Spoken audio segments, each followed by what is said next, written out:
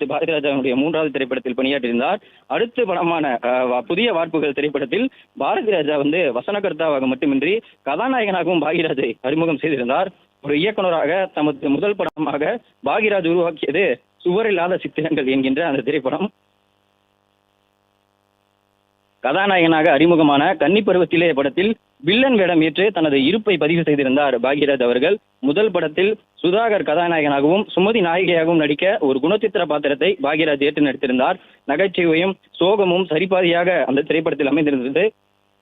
குறிப்பாக பாக்யராஜனுடைய திரைப்படங்கள் வந்து தமிழ் திரையுலகை பொறுத்தவரை குடும்பம் சார்ந்த படங்கள், முந்தானை முடிச்சு போன்ற திரைப்படங்கள் வந்து மக்கள் மனதிலும் குடும்ப ரசிகர்களுடைய மனதிலும் மிகவும் மனதில் நிற்கக்கூடிய ஒரு படமாகவே இருக்கும். அந்த வகையில் குடும்பம் சார்ந்து ஒரு திரைப்படத்தை இயக்குவதாக இருந்தாலும் சரி, ஒரு திரைப்படத்திற்கு எந்த அளவுக்கு திரைக்கதை எழுத வேண்டும் என்கின்ற அந்த ஒரு நோக்கில் வந்து வாழ்ந்து வந்தவர் பாக்யராஜ். அந்த வகையில் ஒரு திரைப்படத்திற்கு திரைக்கதை எவ்வாறு அமைக்க வேண்டும்,